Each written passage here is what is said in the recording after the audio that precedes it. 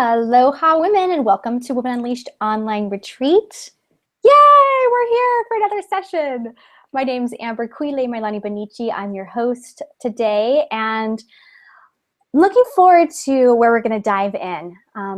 But before we go there, I want to make sure you got all your stuff in your settled. So make sure that you have your Women Unleashed journal, you have your creativity, writing things so that you're able to take notes with us today, and your beverage of choice. I'm drinking some tea today. I don't know. What are you drinking today?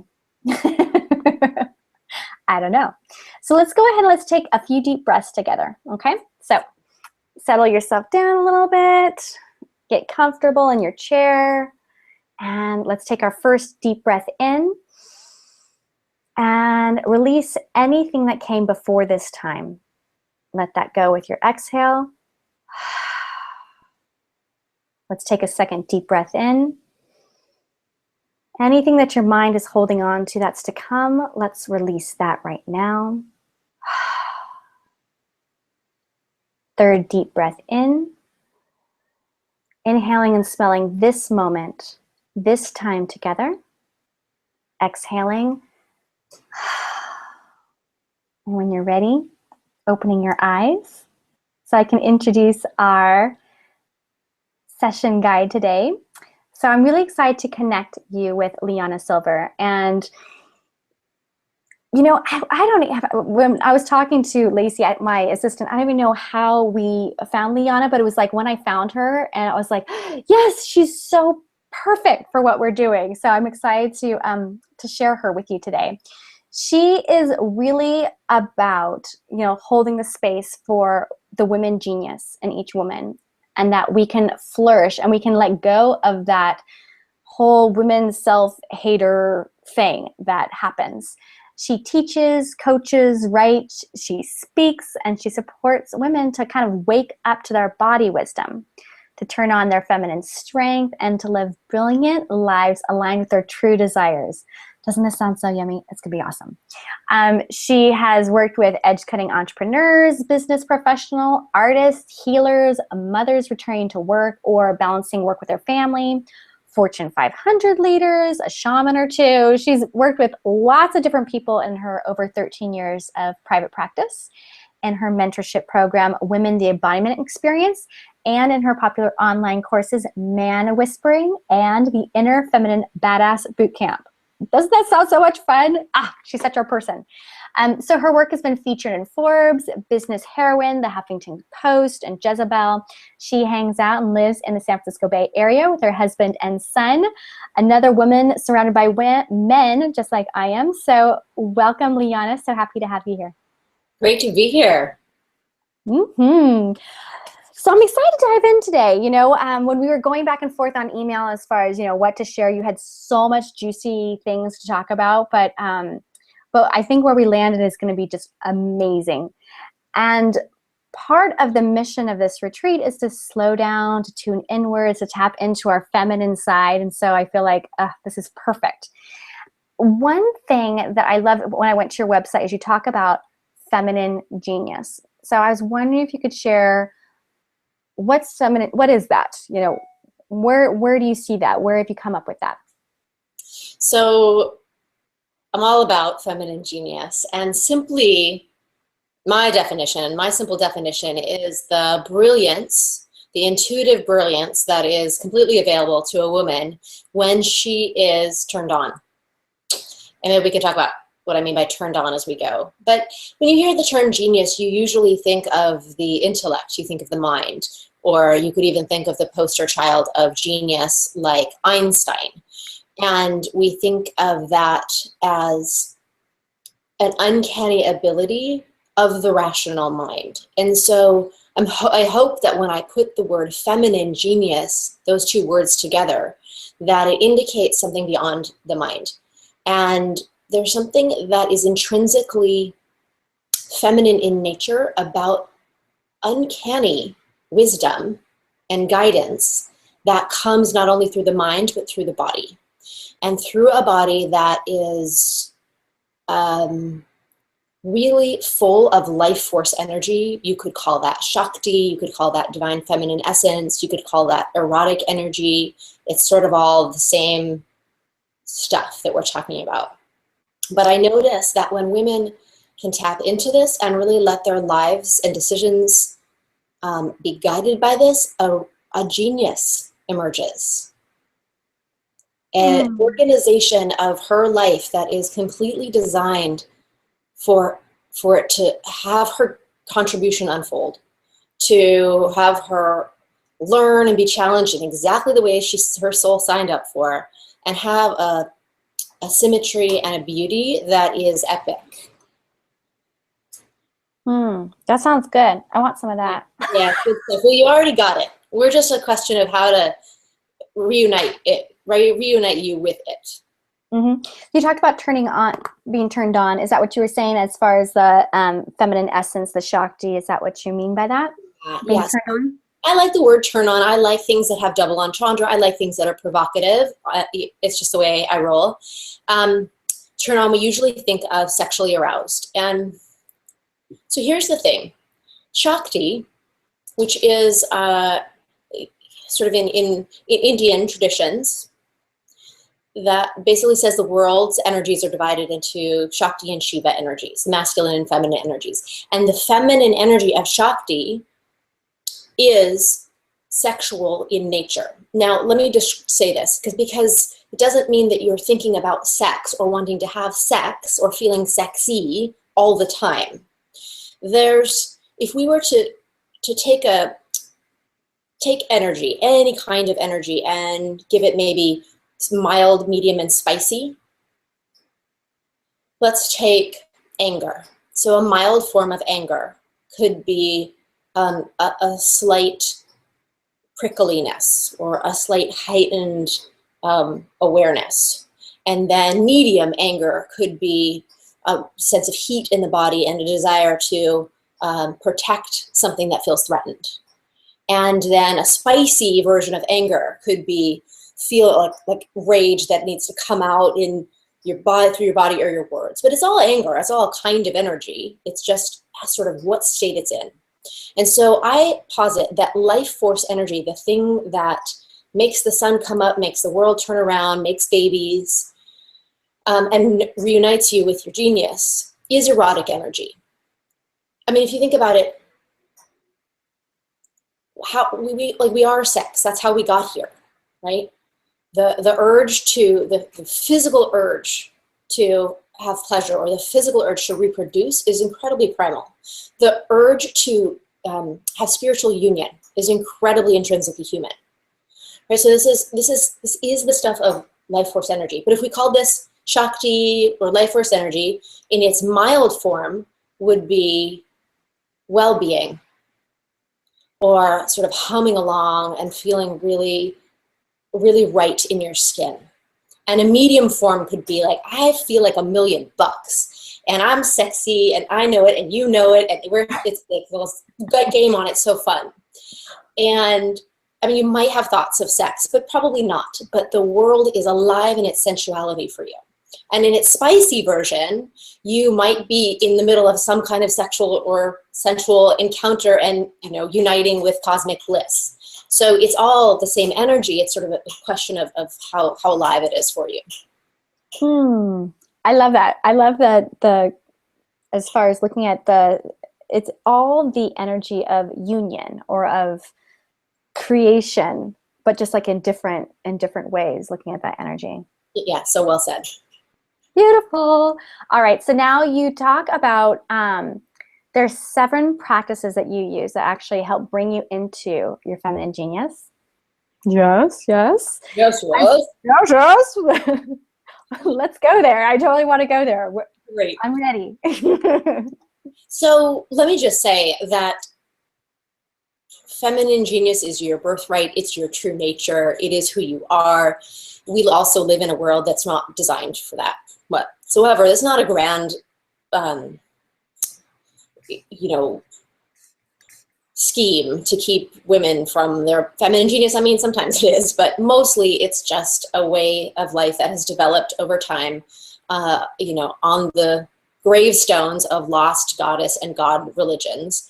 And it's just it's a very upward climb, a very upstream swim for women to be reunited with your joy and your life force energy and your genius. And so it's just good to know the world's not really designed that way. It is difficult, but it is a beautiful conversation to be involved with. So for me, I've noticed there are 7 principles or 7 practices that really help you swim upstream. Well, I love that we're talking about feminine genius and you're talking about swimming upstream. The first thing I thought about was sperm when you were talking. So, right, salmon, sperm. Yes, there you go. So should I list them? Do you want to know what they all are? Yeah, I'm sure we all do. I'm ready. I want to know. All right, so I'll give you them in a brief description of them. In no particular order. I mean, I usually teach them and go with them in a somewhat of an order, but you know, we're doing them all the time. You can grab one from the air at any given time. And so the first one that I usually work with women on is that I call commune with your oracle or your inner oracle. Now, this usually takes me like an hour to describe because it's kind of takes on many sacred cows in one sentence. And the idea that you have an oracle, which means, oracle means basically a mouthpiece or a zip line to God. And in past times, oracle was a person or a place where people would go and ask for guidance. It was outside. So it's kind of a big deal to say that you can go for spiritual guidance, for life guidance, for your own inner knowing and wisdom within. Most of us can hang there, but it's still pretty provocative for most of the world. And yet, what I actually mean by your oracle is your lady parts. So it is the... Oh, I had no idea you were going there. Yes. Well, there we go. I know I just like to go 0 to 60 in 2.3 seconds. I can already tell, Liana, like I love you so much. Good. The other ones they're provocative too, but this is the most one. So if you're listening and your ears are steaming or smoking or something, they'll cool down in a minute. So here's why. And so what I mean by your lady parts is all the area in your body that actually holds and houses the female reproductive organs, which translates from Latin. So if you talk about the area of your sacrum and your pelvis, that's the center of your body. That's sacrum and pelvis translate as sacred vessel, which is cool, right? So there's this cool hole in your pelvis that holds your ovaries, your uterus, if you still have one. Right? It doesn't matter if you have these or not. It's still all the same. Your vagina, your labia, your clitoris, all of this, right? Now, here's why. See, I'm trying to give you the not our version. What? You can't give us your whole entire, like, program that you do with everyone for, like, a super long time in, like, 30 minutes? What's up with that? I would love to. So... if you, we can come at it from any angle. Say, for example, the angle of, again, from Indian traditions, from Hinduism, and a lot of Eastern traditions of chakras. The first and second chakra are about sex and power and belonging and creativity. You have this metaphoric spot and this actual spot on your body that's job is really to create life itself. Actually, if you choose to have a child, and metaphorically, if you choose to birth something, this is the area that is about taking raw ingredients and creating life itself. So, of course, this is, metaphorically speaking, and actually speaking, the conduit, the area of your body that is going to conduct the most life energy. Now, it's another sacred cow to say that your connection to the divine, your connection to your own oracle, comes through your sexual center. Because we come from traditions that say that sex and spirit are actually polar opposites. And if you want to be uber spiritual, you deny your sexuality. And there's a lot of beautiful work on saying, no, actually, they're exactly the same thing.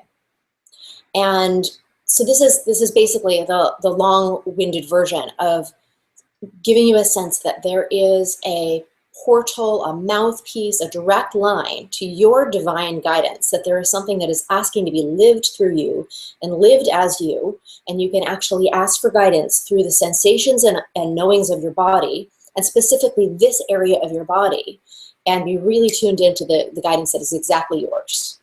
So that's principle number one. I'm loving her. Should I keep going?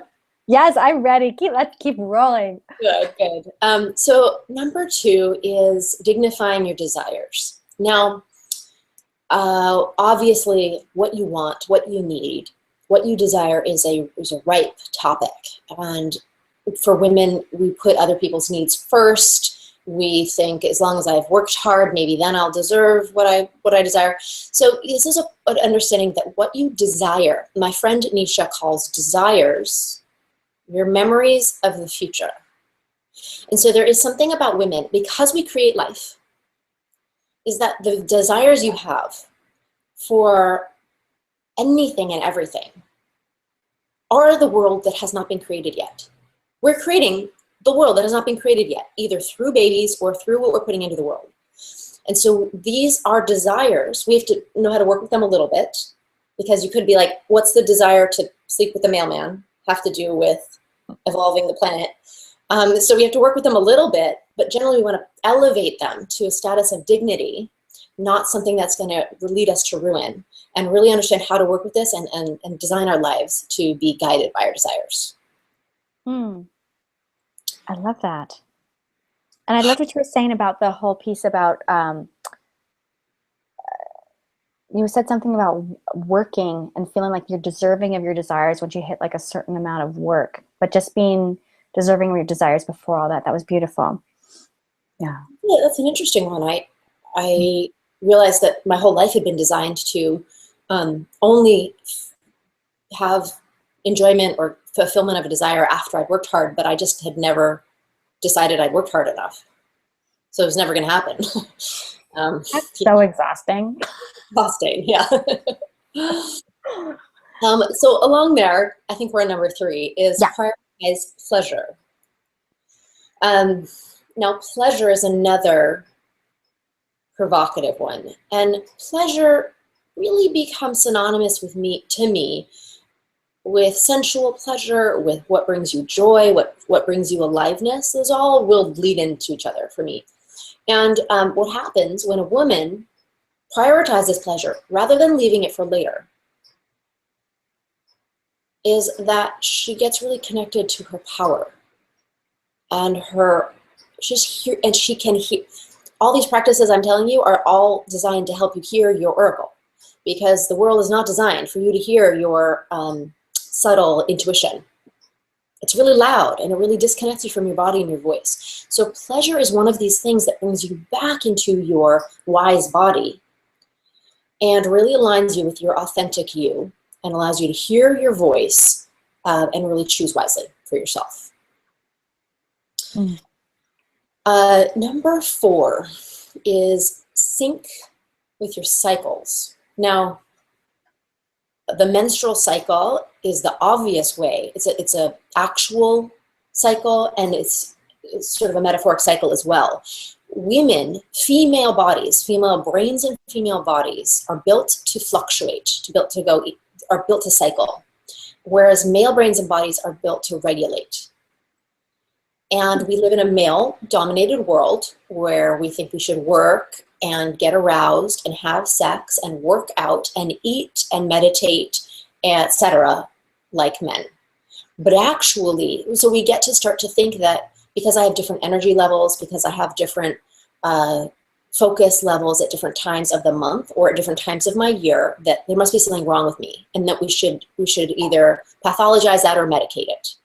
And so something really revolutionary is to go, it is designed for us to go up and down and all around.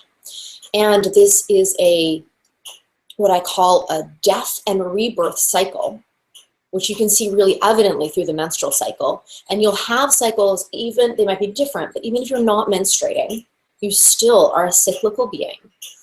And what happens is that during the phases that are particularly the death phases, which would be when you're bleeding or when you're having PMS, but it would also be at a time where you're in a low, you're in a heartbreak, you're in a breakdown, you're in a failure. We think, oh, this is the end. This is an indication that I'm bad and wrong and need to be fixed. When we forget this is part of the cycle.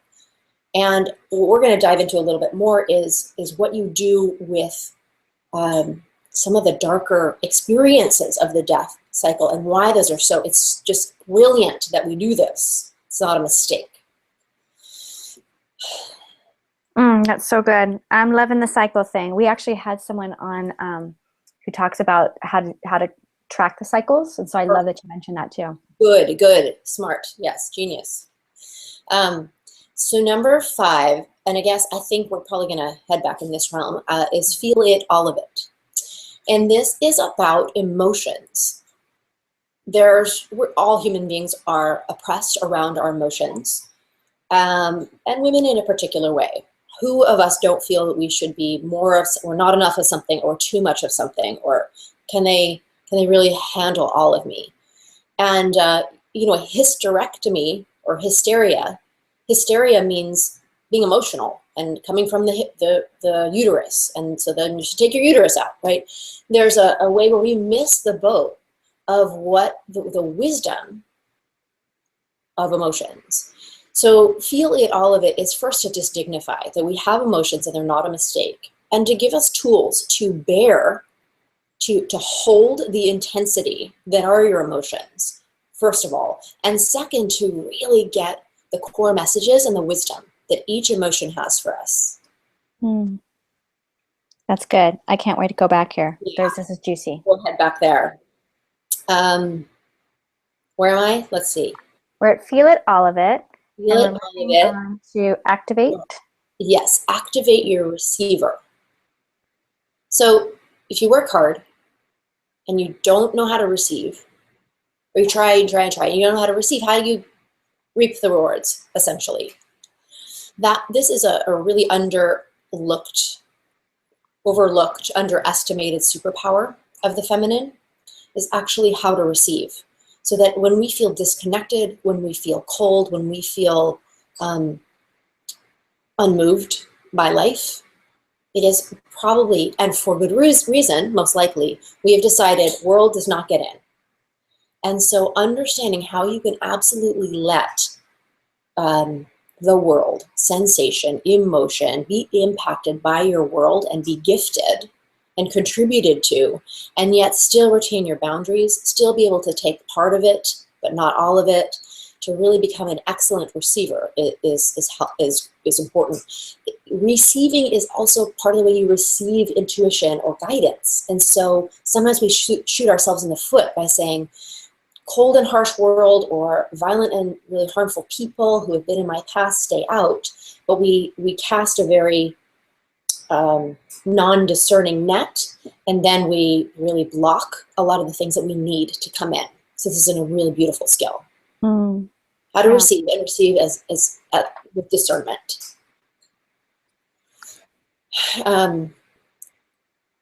We get number 7, I think so, right? Yeah, we're already number 7. Number 7 is when in doubt, celebrate. And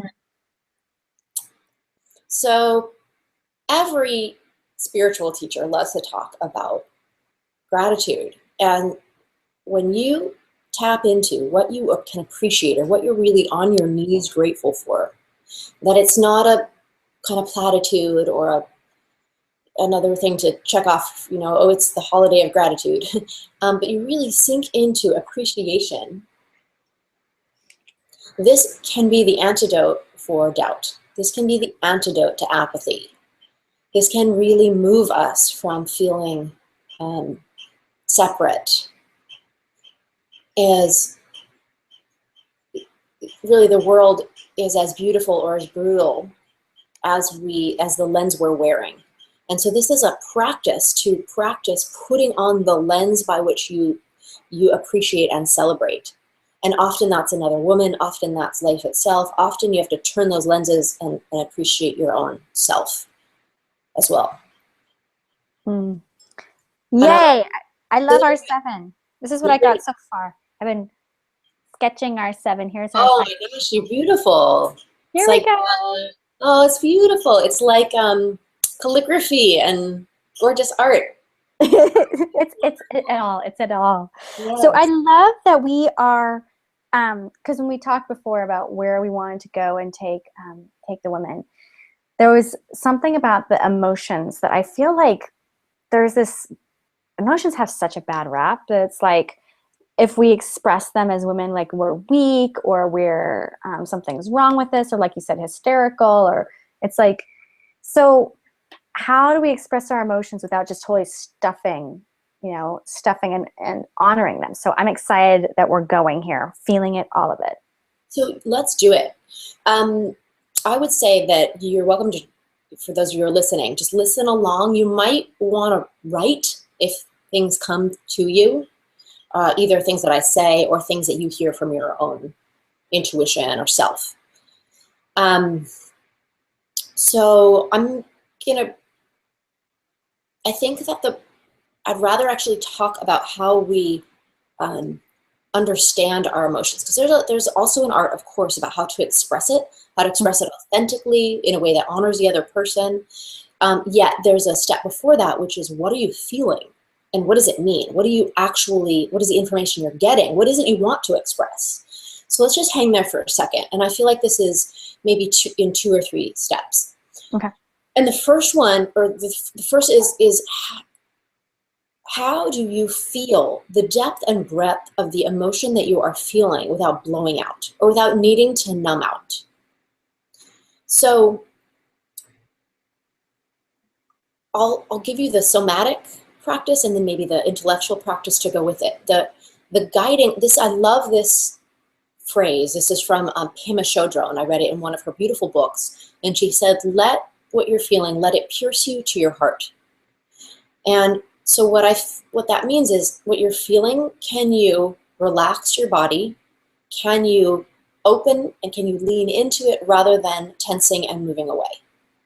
And this is it. Like, and I think this is Buddhism. This is like 90% of Buddhism in a nutshell.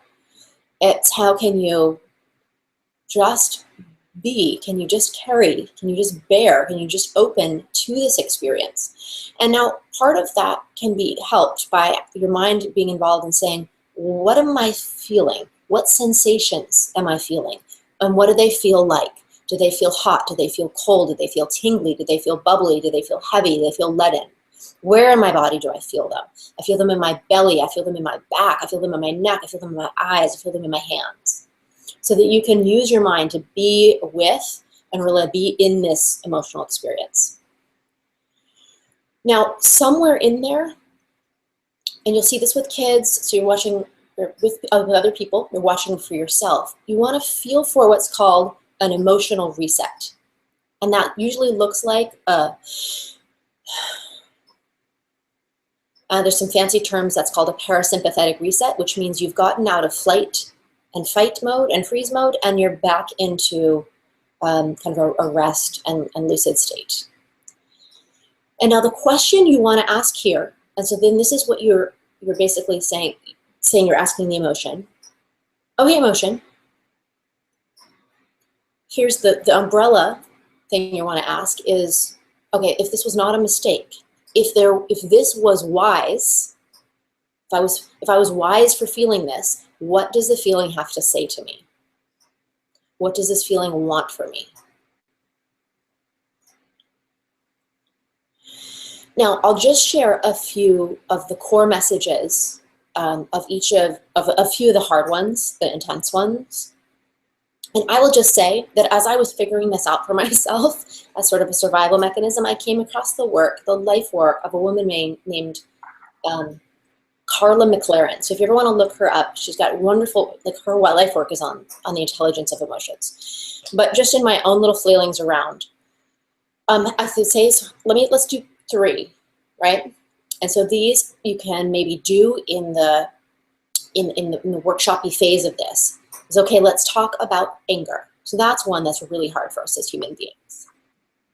So in the inquiry of anger, you could also hold that the core message of anger is something I value or something that is precious to me feels threatened. That is what anger is trying to convey to you. And from there, you have just a rich dialogue with, okay, whoa, what's threatened? What's threatened? What am I valuing? What feels so precious to me? Who's threatening it, right? So you just get an incredible amount of information. Grief. Sadness and grief are not exactly the same thing, but grief is something dear to me was lost. So again, that can really help the inquiry of what the wisdom is.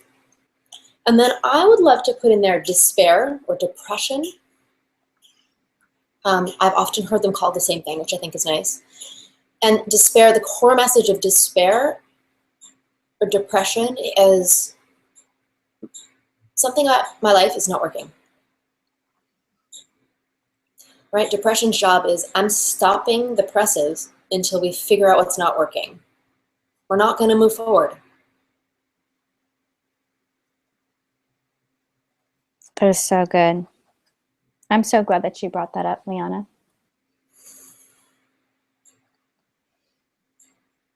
Because so many women I know that I talk to, they go up and down. Well, first of all, that you talked about rhythms, but second of all, that you went there into despair.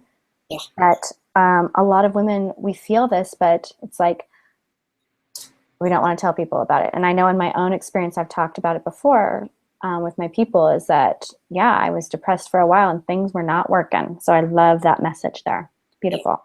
Yeah. Hmm. And I think calling depression despair maybe makes it less of a clinical experience you're going through that you decide you want or want not to medicate, and has it more of a human experience that is more relatable and that we can actually talk about and communicate about, for sure. Yeah, exactly. Totally. I'm glad that you used that word too. Ooh, that's juicy stuff. So now I'm already thinking like, that's interesting what those things mean. It's interesting thinking about guilt and shame and, oh my gosh, there's such wealth here. I can feel it. Yes, yes, yes. Oh, this has been so good. So ladies, we talked about feminine genius, about connecting to that energy that is alive in all of us, that birthing, union, reproduction energy, and that ways to access that, or kind of, I think about it as kind of like entry points maybe, is, communing with your inner oracle, your lady parts, dignifying your desires, pleasure, syncing with your cycles, feel it, all of it, activate your receiver, when in doubt, and celebrate. And then moving into deeper, into looking at the feeling, all of it, looking at how to relax in the body when we feel our emotions, how to tune into the sensations and to feel those things and ask the questions then of whatever we're feeling. I love that you said this. If this was wise, what does the feeling have to say, or what does it want from me? So thank you, Liana. This is so juicy. I'm loving it. Pleasure. My pleasure. That would be number 3. Pleasure. Yes. Oh. So ladies, I would love for you to hop in the Facebook group and to share, either looking at Feminine Genius, which one of these things do you feel connected to, or that you want to explore a little bit more, or also looking at feeling it, all of it. What is your relationship with emotions, and is there a certain emotion that you feel is your teacher right now, and if so, what is it teaching you in this moment? Share in our group, and you're welcome to tag us, me and Liana, and we'll connect with you there. And Liana, I know that you have a way for them to continue connecting to their feminine genius. It doesn't have to end here. It's not. Please let it not end here. Yeah, super great way is if you want to get in my tribe and mailing list and or receive this gift. It's a gift that's a video series. You can watch one or all 5. And basically they are very many of the practices we talked about here. Specifically, you're going to get the number 1 question that you need to ask yourself to prioritize pleasure and to connect you with your own joy and happiness. There's one that walks you through what you have to believe to be confident. There's one that gives you the first steps to commune with your oracle. So there's 5 there. Super, super great. And then we'll be able to communicate and stay in touch that way as well. And it is Yay! I love it. We need more people connecting with their oracles. Yes, please. Do I need to say the link, or you already do that? Yeah, we can just click on a link, make it easy for the ladies. Right here is where you can just click and you're going to go straight there. So no brain power necessary besides clicking. So Liana, thank you so much. This has been so juicy. I've got all sorts of note-taking that's happened here and can't wait to explore a little bit more. I loved, there's just so much juicy here. I wrote little notes everywhere because it was like, oh, there's this and there's this. So thank you beautiful. so much, and for sharing our group of women. Great conversation you've created, and thank you for having me be a part. All right, women. So we're looking forward to seeing you in the Facebook group and sending much, much aloha, and for you to tune into your own feminine genius. Let's start, ladies. Much aloha. Bye. Thanks again.